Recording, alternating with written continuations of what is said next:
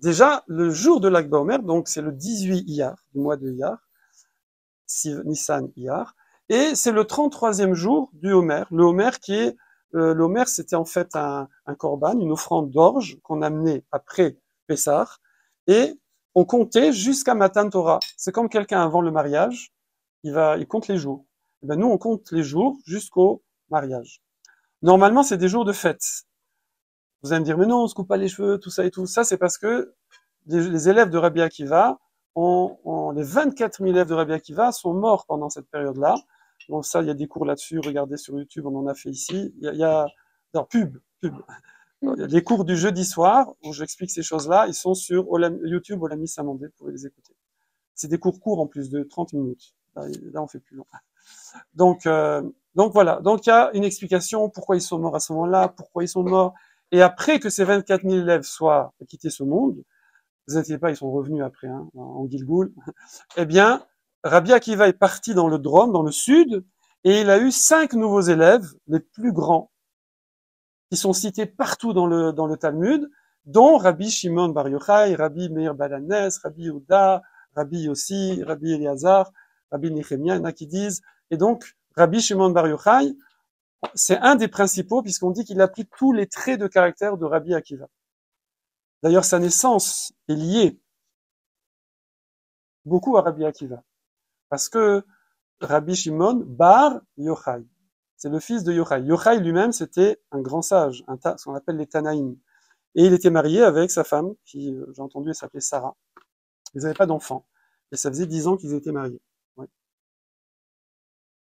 Alors après, il a fait un rêve. Et dans ce rêve, il voyait un jardin. Alors, il y a plusieurs versions de ce rêve.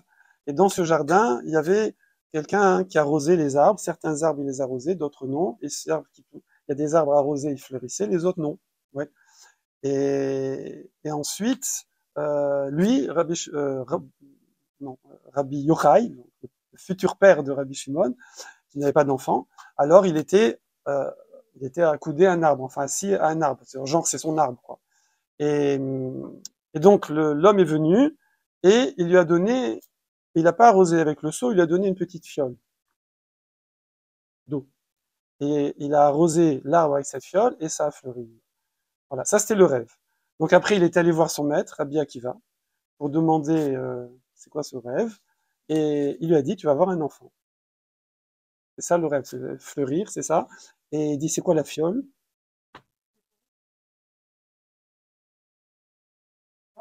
C'était les larmes de sa femme. Voilà. Et donc, ça va donner Rabbi Shimon. Rabbi Shimon Bar Yochai, il lui a dit, tu vas avoir un fils qui va illuminer le clan Israël de sa Torah, c'est Rabbi Shimon Bar Yochai. Après, comme vous le savez, Rabbi Shimon Bar Yochai, il a dû, plus tard, donc c'est devenu un des élèves principaux de Rabbi Akiva, il a dû fuir parce qu'il était condamné à mort à cause des Romains, ce qu'on a raconté au début.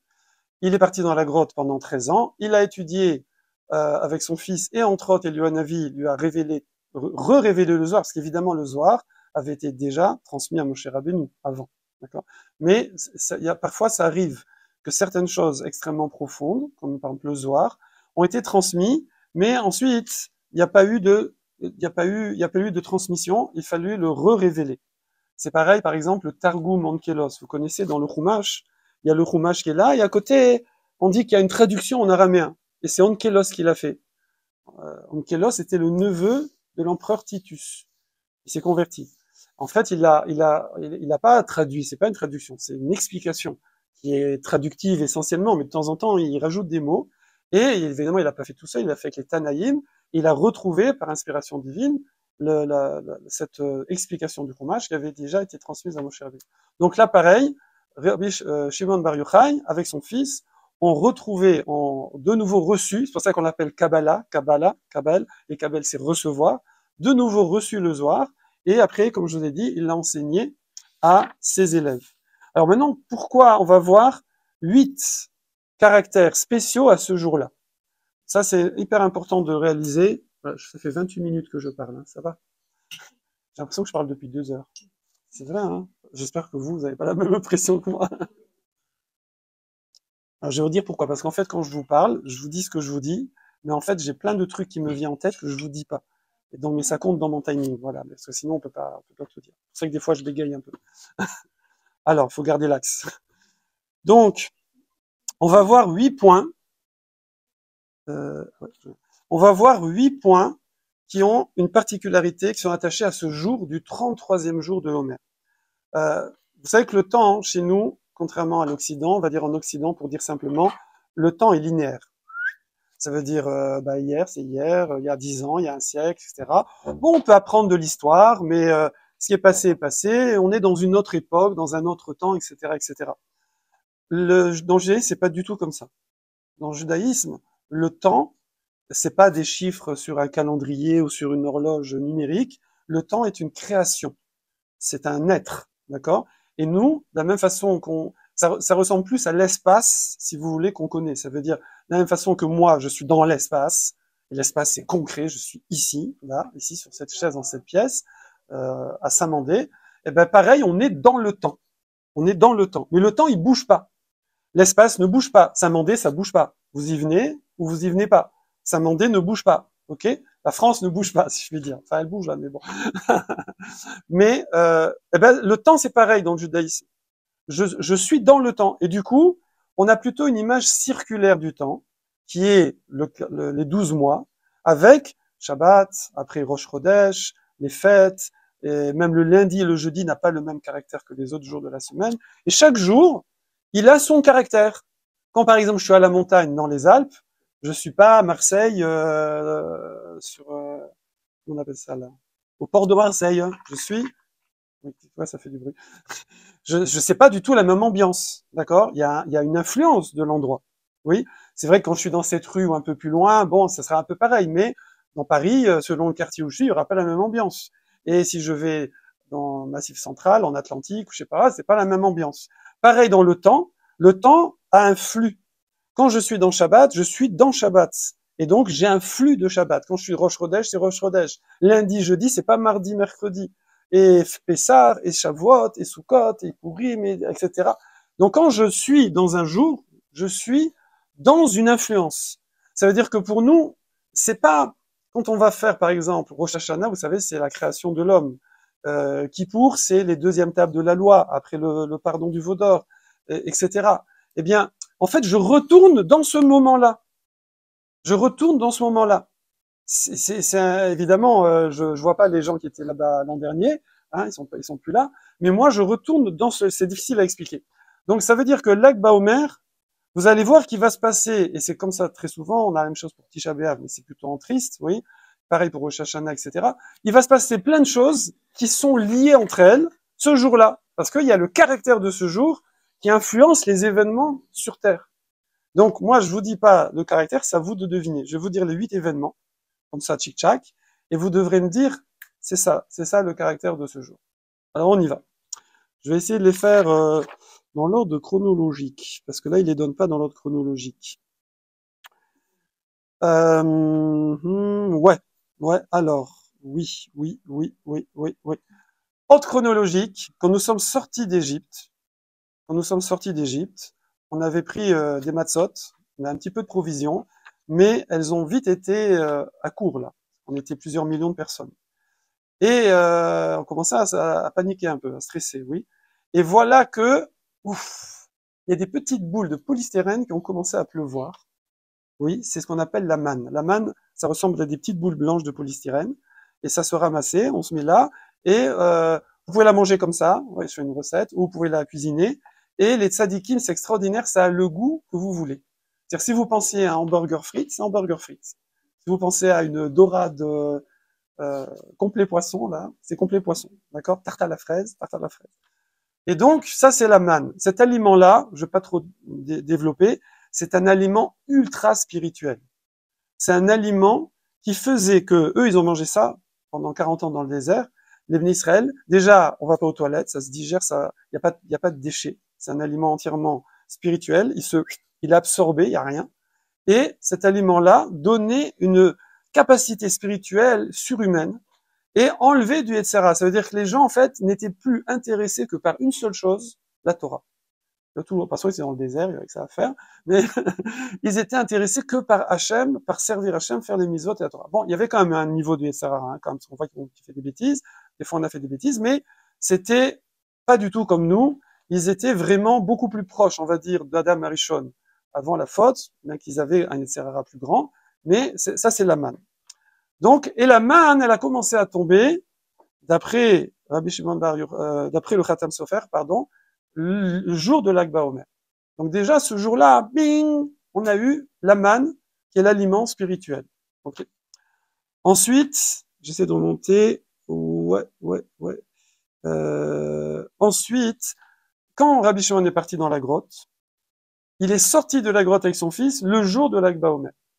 Donc ça veut dire le dévoilement du Zohar a pu commencer le jour de l'Akba Omer. Alors on est combien de temps après l'histoire de la manne?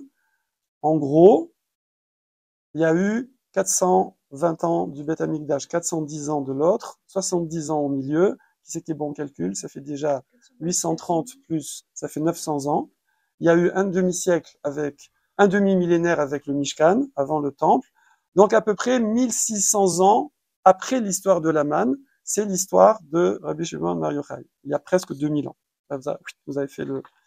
Et donc, Rabbi Shimon Bar Yochai va sortir de la grotte et va pouvoir révéler au monde entier le Zohar par l'intermédiaire de ses élèves. Et ça, c'était le jour de l'Akba Omer. Il est sorti. Ensuite, il a enseigné les dernières parties qu'on a citées tout à l'heure, Adra, Rabba, Adra, Zutra, vous savez.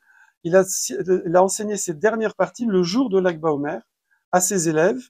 Et c'est également ce jour-là qu'il a demandé à Rabbi Abba, son élève, d'écrire le Zohar. Donc on voit encore ce caractère-là. Ça commence à être facile, là. Hein.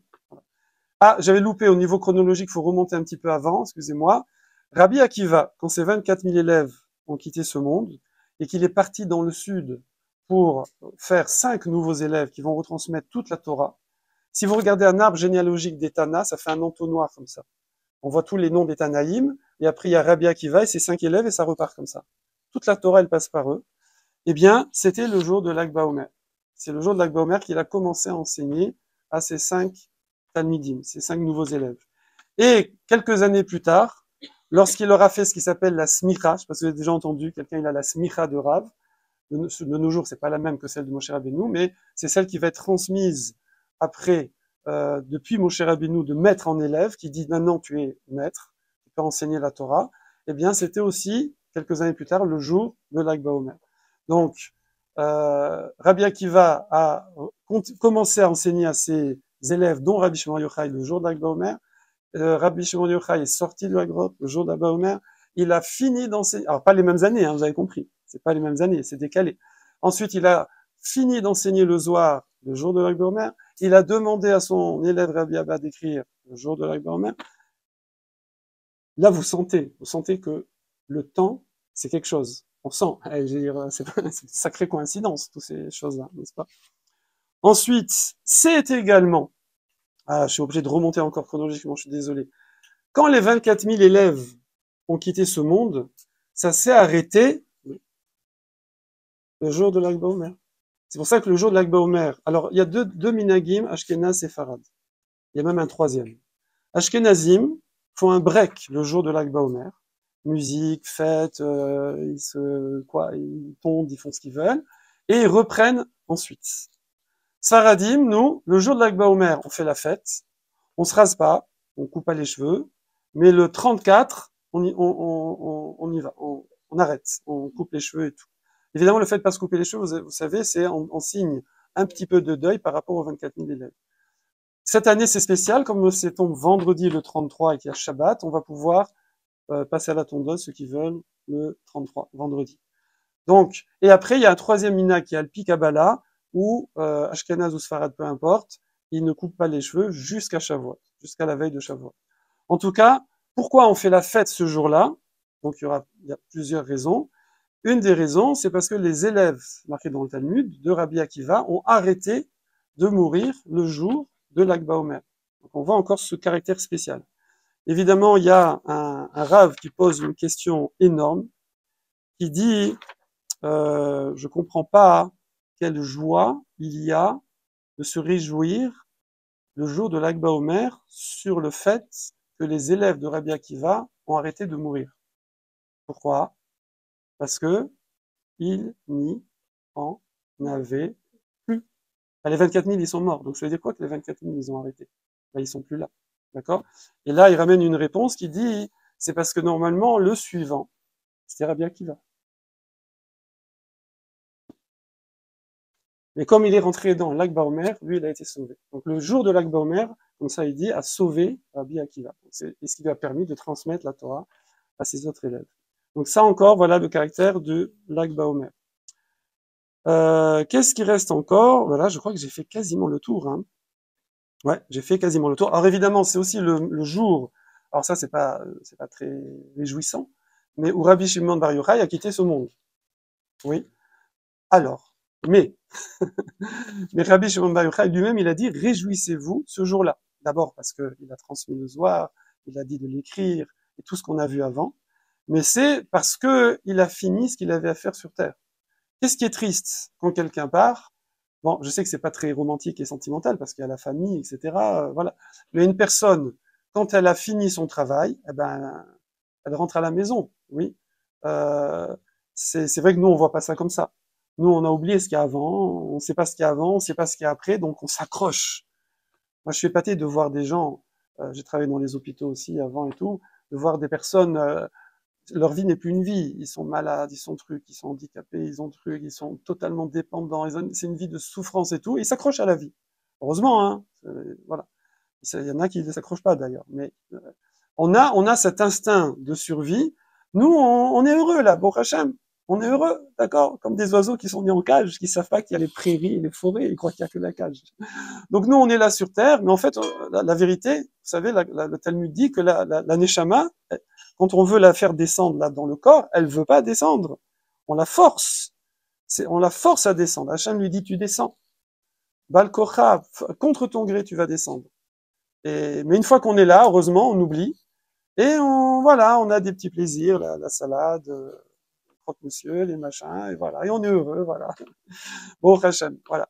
Mais, faut savoir qu'une personne, quand elle a fini son travail, et ben, elle rentre à la maison, en fait. La Neshama retourne à la source. Et en fait, ici, c'est le chantier. C'est comme si quelqu'un il allait au boulot la journée et il voudrait pas rentrer chez lui le soir. Ben, t'as fini de travailler, tu rentres chez toi. Non, je sais, on voit pas ça comme ça. Mais... Non, en tout cas, c'est pour ça. Rabbi Shimon, il a dit, moi, j'ai fait tout ce que j'avais à faire, donc vous pouvez vous réjouir le jour où il a quitté ce monde. Il a fait tout ce qu'il avait à faire. Ensuite, il y a une dernière petit, et je finis avec ça, vous inquiétez pas. Dernier petit timing par rapport au lac Baomer.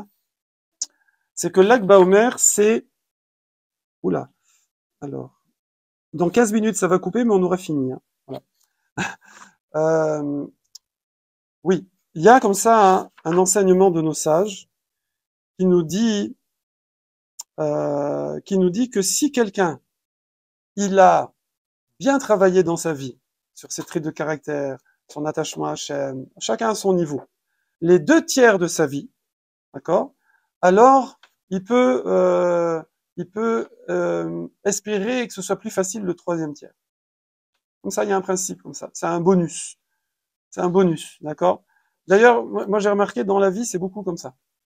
C'est incroyable. Si vous observez, vous allez voir. D'ailleurs, le Talmud dit kol la tralot kashot. Souvent, les débuts sont plus difficiles. Sur n'importe quoi, vous commencez. Qui c'est qui a son permis de conduire là? Bravo. Vous vous souvenez les premières leçons de conduite? Vous vous souvenez? Vous avez dit mais c'est la vraiment première. Si vous avez jamais conduit avant, vous posez dans la voiture, vous dites j'y arriverai pas. Je veux dire c'est pas possible. Il y a 50 trucs à faire en même temps. Je suis pas un ordinateur. Et puis ce qui nous rassure, c'est qu'on voit une grand-mère qui passe et qui conduit. On se dit bon, si elle y arrive, je peux y arriver. Voilà. Et donc et puis après et au bout de quelques leçons, on est là, on discute avec la monitrice ou le moniteur et voilà. Et après voilà. Il y a beaucoup de choses comme ça. Moi j'ai remarqué quand on fait des trekking, je vous ai parlé qu'on a fait le tour de Belle-Île-en-Mer. On a fait trois séjours séparés. On a fait avec un groupe dont la dernière fois c'était un groupe de 18, c'était très disparate les niveaux. On a fait le tour du Nil, qui est au large de la Bretagne, où il y a un GR de 85 km. Bon, des fois on a pris des petits raccourcis. Et on a fait ça. La première fois, on l'a fait en 4 jours, après on l'a fait en 5 jours, après on l'a fait une semaine. À chaque fois que je pars avec un groupe, alors on est avec sac à dos et on dort ou sur la plage ou dans des campings. Première version, c'était à la plage. Deuxième, luxe camping. Le premier jour, plus exactement la première matinée, alors on est censé, si vous faites 85 divisé par 4,5, on va dire 5, ça fait beaucoup de kilomètres par jour. Ça fait presque 20 kilomètres par jour. D'accord? Parce que c'est 4, en vérité 4,5. 20 kilomètres par jour. La première matinée, je crois qu'on a fait 3 kilomètres. Et la première journée, peut-être une dizaine. Je me suis dit, bon, on va mettre 3 semaines pour faire le tour. Et avec chaque groupe, c'est pareil. Et le lendemain, on fait le double, et le lendemain, on fait le triple. En fait, ça tourne tout seul. Alors que on est fatigué au début, on se dit, demain, je sais même pas comment je vais marcher. Et le lendemain, on part, on est tout frais, et on voit que ça marche beaucoup mieux. Et c'est comme ça un peu dans tout. C'est-à-dire que quand quelqu'un, ça dans la vie, faut pas paniquer. Quand des fois ça paraît un peu compliqué, difficile, t'inquiète, avance. Avance, tu verras. Tu verras. Alors souvent, pour se rassurer, on se dit, bon, il y en a d'autres qui sont passés par là, d'accord? Et ils ont réussi, donc on y va nous aussi. Et ben là, c'est pareil. En fait, on nous dit que quand on a fait les 2 tiers de la vie, alors, si on a bien bossé, le 3e tiers, c'est plus facile. Voilà. Moi, je vous parle, je suis dans le 3e tiers. C'est vrai, c'est plus facile. C'est vrai. Alors, pareil, l'Akba Omer, on rentre dans le 3e tiers de la préparation entre Pessah et Shavuot. C'est pour ça que on fait la fête aussi à ce jour-là, parce qu'on se dit ça y est, on a fait le plus gros, maintenant ça va être plus facile. Voilà ce que je voulais partager avec vous. Donc un petit peu sur connaissance générale sur ce qu'est le Zohar, avec des petites pistes, voilà, pour approfondir. Et sur ce jour de l'Akba Omer, où vous sentez vraiment l'importance d'un jour, du caractère d'un jour. Et on pourrait faire la même chose avec Rosh Hashanah, on pourrait faire la même chose avec Tisha B'Av. Avec chacun de nos jours, vous réalisez que le temps n'est pas neutre. D'accord? Vous savez que par exemple, quand on est dans Shabbat, on dit qu'on a une Neshama Yetera, on est plus spirituel. Il y a des gens, presque on les reconnaît moins Shabbat que la semaine. Ils changent un peu. Oui, des gens qui sont à un très haut niveau. Voilà. Donc, si vous avez des questions, n'hésitez pas. Chazak à vous.